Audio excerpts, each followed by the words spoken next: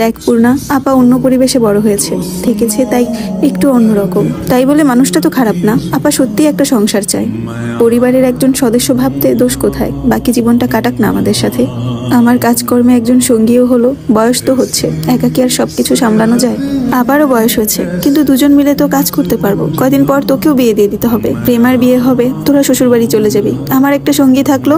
আর এমনও নয় যে আপার মনে বিষ আছে, আপারও ভালো সঙ্গ দরকার, ভালো পরিবেশ, ভালো সংসার।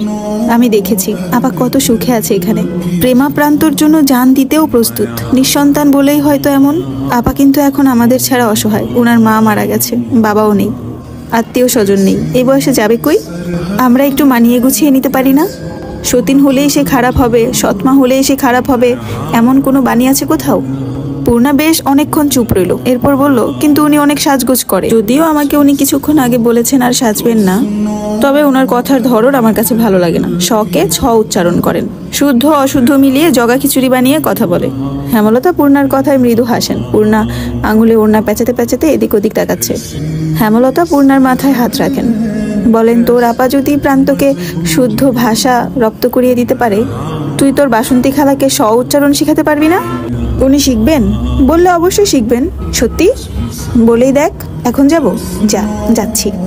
পূর্ণা ছুটে বেরিয়ে গেল। হেমলতা মৃদু হেসে বারান্দায় বেরিয়ে আসেন, সেলাই মেশিনের সামনে বসেন। অনেকগুলো কাপড় জমেছে, সবগুলো শেষ করতে হবে। উঠানে বাসন্তীকে পেল না পূর্ণা, এদিক ওদিক তাকিয়ে খুঁজতে থাকলো। বাসন্তী কলপার থেকে হাত পা ধুয়ে বেরিয়ে আসেন। পূর্ণা কথা বলতে গিয়ে বুঝলো তার গলায় জড়তা কাজ করছে। 2-3 বার ঢোক গিলে ডাকলো, শুনুন। বাসন্তী দাঁড়ালেন, পূর্ণাকে দেখে হাসলেন। পূর্ণা এগিয়ে এসে বলল, আপনাকে আমি পড়াবো। কি পড়াইবা? লাহারি ঘরের বারান্দায় আসেন আগে। বাসন্তী কিছু বুঝে উঠতে পারছে না, তবুও পূর্ণার পিছন পিছন গেল। বারান্দার চৌকির ওপর পূর্ণা বসলো। পূর্ণার সামনে বাসন্তী বসেন উৎসুক হয়ে। পূর্ণা গম্ভীর কণ্ঠে বলল, আপনাকে দন্তাস্ব উচ্চারণ করা শিখাবো আমি। দন্তাচ্ছ উচ্চারণ তো আমি পারি, আপনি দন্তাস্ব না দন্তাচ্ছ বলেন, শুনতে ভালো লাগে না। বলুন দন্তাস্ব। বাসন্তী থতমত খেয়ে যান, ছোট ছোট করে বললেন, দন্তাচ্ছ। হয়নি, বলুন দন্তাস্ব। দন্তাচ্ছ। আবারও হয়নি। আচ্ছা বলুন, সংসার। সংসার। সংসার। ছাড়। ছ উচ্চারণ করতে করতে পূর্ণার মুখের সামনে ঝুঁকে পড়েন বাসন্তী। পূর্ণা বলল, উপরে চলে আসছেন কেন, দূরে বসুন।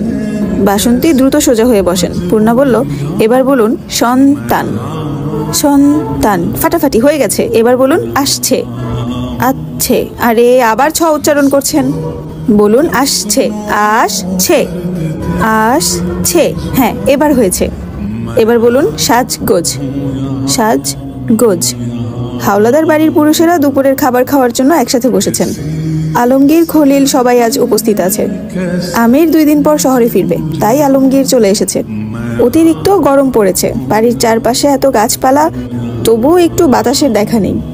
আমিনা লতিফা বাতাস করছে, পদ্মজা ফরিনা রিনু খাবার বেড়ে দিচ্ছে। পদ্মজা আমিরের থালায় মাংস বেড়ে দিতেই আমির বলল, তুমি কখন খাবে? পদ্মজা চোখ তুলে তাকায়, বলল, আম্মার সাথে। এখন বসো না। জেদ ধরবেন না, অনুরোধ, ফিসফিসিয়ে বলল পদ্মজা। এরপর মাছের তরকারি আনার জন্য রান্নাঘরে যায়, বাটিতে মাছের ঝোল নিয়ে ফিরে আসে। আমিরের দিকে চোখ পড়তেই আমির চোখ টিপল। পদ্মজা ঠোঁট কামড়ে হাসে। আলমগীরের থালায় মাছের ঝোল দেওয়ার সময় খেয়াল করলো আলমগীর বেশ ফুর্তিতে আছে। বয়স 35 হবে।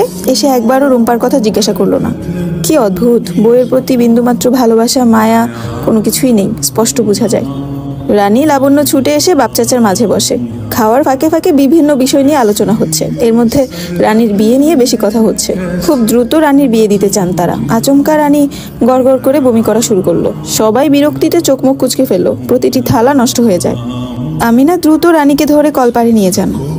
লাবণ্য, পদ্মজা, নূরজাহান, ফরিনা ছুটে যান পিছু পিছু। বাড়ির পুরুষেরা হাত ধুয়ে উঠে পড়ে। মুহূর্তে একটা হইচই লেগে গেল। রানী বমি করতে করতে কলপারে ক্লান্ত হয়ে বসে পড়েন। আমিনা হাই হুতাশ করে বিলাপ পারছেন, আমার শরীরের কি হইল, কয়দিন ধইরা খালি বমি করতাছে, দিনের আসর হইল নাকি? কয়বার কইছি যখন তখন ঘর থেকে বাইর হইস না, তাও শরীরটা কথা শুনে না। লাবণ্য তথ্য দিল, আপা রাত্রেও ঘুমাতে পারে না, ছটফট করে। আমিনা কেঁদে কুল পাচ্ছে না। রানীর চোখ মুখ লাল হয়ে গেছে। তিনি রানীকে প্রশ্ন করলেন, আর কি কষ্ট হয় তোর? ও আম্মা, কবিরাজ ডাকেন, আমার শরীরের কি হইল? রানী ক্ষীণ স্বরে বলল, মাথাটা খালি চক্কর মারে। নূরজাহান চোখ বড় বড় করে প্রশ্ন করে, এই সেরি, তোর শরীর খারাপ কবে শেষ হইছে? 2 মাস হবে। কথাটা বলে রানী চমকে উঠলো। সবাই কি ধারণা করছে? সে চোখ তুলে উপরে তাকায়। সবাই উৎসুক হয়ে দাঁড়িয়ে আছে, কেমন করে যেন রানীর দিকে তাকিয়ে আছে। রানীর শরীর কাঁপতে থাকে। আমিনা মেয়েকে জড়িয়ে ধরে বললেন, এমন কিছু হয় নাই আম্মা, আপনি ভুল বুঝতেছেন, আমার সেরি এমন না। এটা কবিরা যাইলে কখন যাইব। এই সিরির জন্য যদি এই বাড়ির কোনো অসম্মান হয়, কাইটটা গাঙ্গে ভাসায় দিয়াম। মনে রাখো বউ, নূরজাহান বললেন রাগী স্বরে। রানীর গলা শুকিয়ে কাঠ, হৃৎপিণ্ড ওঠানামা করছে, শরীরের ভারসাম্য হারিয়ে ফেলছে। একসময় মাথা ঘুরিয়ে পড়ে গেল আমিনার কাঁধে। আমিনা চিৎকার দিয়ে উঠল, ও রানী, কি হয়েছে তোর? কথা ক। রানীর অবস্থা বেগতিক। খলিল হাওলাদার দরজা বন্ধ করে বেধম পিটাচ্ছে রানীকে। এলো পাথারি মেরেছেন, কারো কোনো কথা শোনেনি। রিদওয়ান বাড়ির কাজের মানুষদের হুমকি দিয়েছে, রানী গর্ভবতী, এই খবর বাইরে বের হলে সব কয়টাকে খুন করবে। মগা, মদন, লতিফা এরা ভয়ে আদমরা। তারা নিঃশ্বাস নিতেও ভয় পাচ্ছে।